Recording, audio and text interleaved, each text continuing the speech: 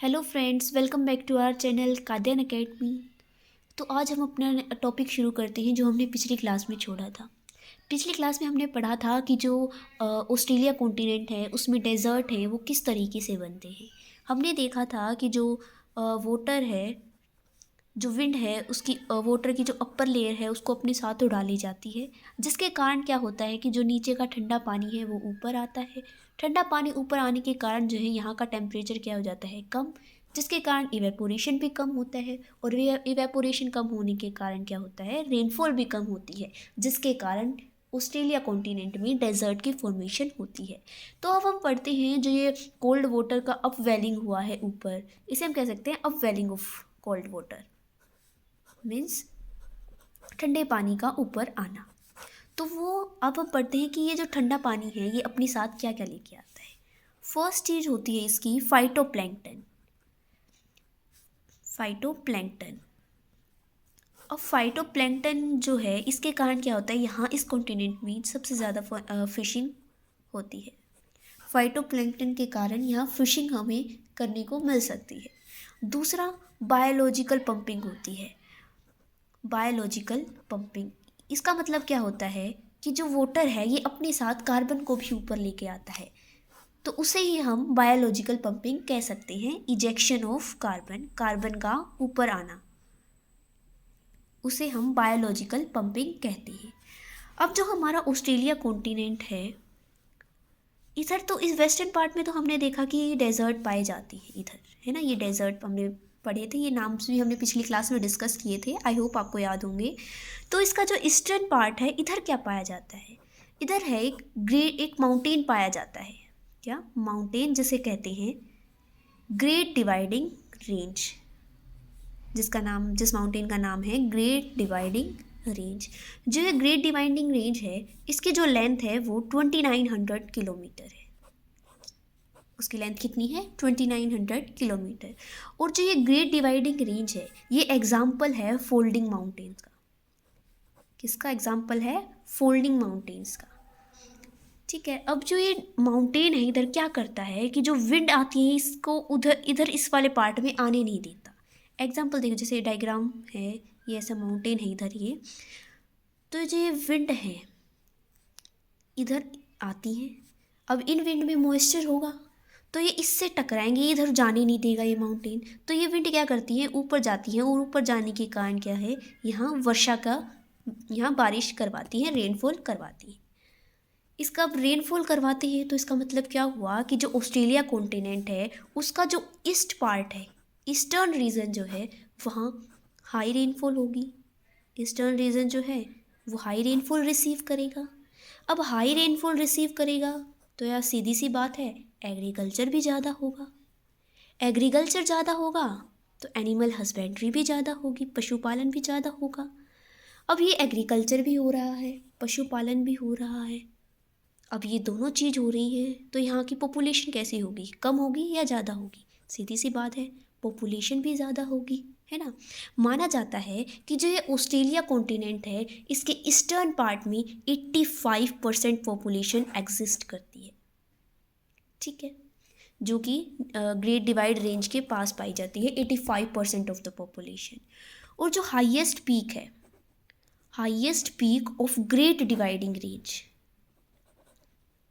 इस great dividing range की जो हाईएस्ट पीक है वो है कोसिस्को। कौन सी है, कोसिस्को पीक। ठीक है, दूसरा जो हमारा ऑस्ट्रेलियन कॉन्टिनेंट होता है, ऑस्ट्रेलिया कॉन्टिनेंट होता है, इसमें आर्टिशियन वेल पाए जाते हैं। आर्टिशियन वेल, ये कैसे वेल होते हैं कि मान लो ये हमारा लैंड है और इसके नीचे जो है ग्राउंड वाटर है, ये जो ग्राउंड वाटर है वो अपने आप ही फाउंटेन की तरह बाहर निकलता है हाइड्रोलिक प्रेशर के कारण। किसके कारण, हाइड्रोलिक प्रेशर के कारण जो ये ग्राउंड वाटर है फाउंटेन की तरह अपने आप बाहर निकलता है, उसे ही आर्टिशियन वेल कहा जाता है। तो हमें ऑस्ट्रेलियन कॉन्टिनेंट में ये वेल दिखने को मिलते हैं। और टोटल कितने वेल हैं ऑस्ट्रेलियन कॉन्टिनेंट में, वो हैं 40,000 वेल्स। कितने, 40,000 वेल्स। अब जो ये वेल्स हैं इनमें दो तरीके का जो वाटर है वो हमें पाया जाता है। एक फ्रेश वाटर पाया जाता है दूसरा सैलाइन वाटर पाया जाता है। तो यहाँ के जो लोग हैं वो फ्रेश वाटर को इरिगेशन के लिए यूज़ करते हैं, और जो सैलाइन वाटर है उसको एनिमल्स को पिलाने में काम आता है। ये जो सैलाइन वाटर है वो एनिमल्स को इसलिए पिलाते हैं ताकि जो उनका डाइजेस्टिव सिस्टम है वो बेटर रहे, इसलिए उन्हें सैलाइन वाटर पिलाया जाता है। अब जो ये वेल्स है ये पाए जाते हैं ऑस्ट्रेलिया कॉन्टिनेंट के इस इधर वाले पार्ट में, जिसे कहा जाता है great artesian well region. Great artesian well region, ठीक है। अब हम बात करते हैं कि जो ये ऑस्ट्रेलिया कॉन्टिनेंट है इसमें कौन से मिनरल्स पाए जाते हैं। मिनरल्स की बात करते हैं तो जो ये ऑस्ट्रेलिया है ये रिच कंट्री इन मिनरल है। मिनरल यहाँ बहुत ज़्यादा मात्रा में पाए जाते हैं। यहाँ हमें कोल के मिनरल्स हमें देखने को मिलते हैं। कौन मिनरल्स हमें यहाँ कोल का भंडार देखने को मिलता है ऑस्ट्रेलिया के कहाँ मिडल पार्ट में, ठीक है। हमें कुछ और मिनरल्स भी मिलते हैं जैसे कॉपर हो गया, बॉक्साइट हो गया, यूरेनियम हो गया और गोल्ड हो गया। जो ये बॉक्साइट है ये वर्ल्ड का फर्स्ट नंबर पे है, वर्ल्ड के फर्स्ट नंबर पे। वर्ल्ड लार्जेस्ट प्रोड्यूसर जो ऑस्ट्रेलिया है वो बॉक्साइट का वर्ल्ड लार्जेस्ट प्रोड्यूसर है। सबसे ज़्यादा बॉक्साइट हमें ऑस्ट्रेलिया कॉन्टिनेंट में देखने को मिलते हैं। कुछ गोल्ड माइंस भी हमें यहाँ देखने को मिलती हैं, जैसे कूलगारले हो गया, एक कूलगारली होती है, दूसरी कालगोरली होती है। ये कुछ ऐसी गोल्ड माइंस है जो हमें इस कॉन्टिनेंट में देखने को मिलती हैं। दूसरा यहाँ वूल प्रोडक्शन भी होती है, ज़्यादा मात्रा में जो वूल है उसकी भी प्रोडक्शन होती है यहाँ। World's high producer and exporter, जो ऑस्ट्रेलिया कॉन्टिनेंट है वो वूल का हाई प्रोड्यूसर भी है और एक्सपोर्टर भी है। और जो ये वूल प्रोडक्शन होती है वो कहाँ से होती है, फ्रॉम मेरिनो भेड़ से और अंगोरा रैबिट से। और जो ये यहाँ जो वर्कर करते हैं, जो यहाँ वर्कर्स काम करते हैं, उन वर्कर्स को कहा जाता है जैकारो। क्या? जैकारो।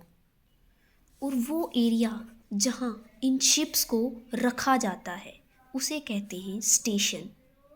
जहाँ इन पेड़ों को रखा जाता है उस प्लेस का नाम है स्टेशन। अब मोस्ट इम्पोर्टेंट यहाँ क्या है, कोरल रीफ। ये कोरल रीफ क्या होते हैं, ये सिर्फ पानी में पाए जाते हैं, हमेशा पानी में ही पाए जाते हैं। जो डेड बॉडी होती है, जो जीवांश होते हैं, वो क्या होते हैं, जैसे पानी है उसमें कुछ डेड बॉडीज़ एक जगह आके इकट्ठा हो जाती हैं, कुछ इस तरीके से बहुत सारी डेड बॉडीज़ ऐसे इकट्ठा हो जाती है। तो ये जो बोल लाइक स्ट्रक्चर होता है इसे कोरल रीफ कहा जाता है, ठीक है। जैसे ऑस्ट्रेलिया कॉन्टिनेंट है, यहाँ जो होता है हमने बात की थी पहले भी, यहाँ बे ऑफ कारपेंटेरियन है, जहाँ से सिर्फ और सिर्फ मिनरल्स को निकाला जाता है। सिर्फ यहाँ से जो है मिनरल्स निकाले जाते हैं। और जो ये कोरल रीफ्स हैं, यहाँ एक वो है पार्ट जिसे ग्रेट बैरियर रीफ कहा जाता है, ये यहाँ मिलते हैं। ग्रेट बैरियर रीफ जिसे कहा जाता है, ठीक है, जो लोकेट करते हैं नॉर्थ ईस्ट डायरेक्शन में, इस कॉन्टिनेंट की जो लोकेट करते हैं नॉर्थ ईस्ट डायरेक्शन में। ये कोरल सी में हमें देखने को मिलते हैं। कोरल रीफ कोरल सी में हमें देखने को मिलते हैं। और जो वर्ल्ड की लार्जेस्ट रीफ है वो इसी कॉन्टिनेंट में पाई जाती है, ठीक है। अगर आपको इस टॉपिक के नोट्स चाहिए तो मुझे कमेंट सेक्शन में बताना, I will provide this notes to you. तो आज के लिए बस इतना ही, अगला हम नेक्स्ट क्लास में पढ़ेंगे। वीडियो अच्छी लगे तो लाइक शेयर ज़रूर करना, और चैनल पर नए हैं तो चैनल को सब्सक्राइब ज़रूर करना। Thank you.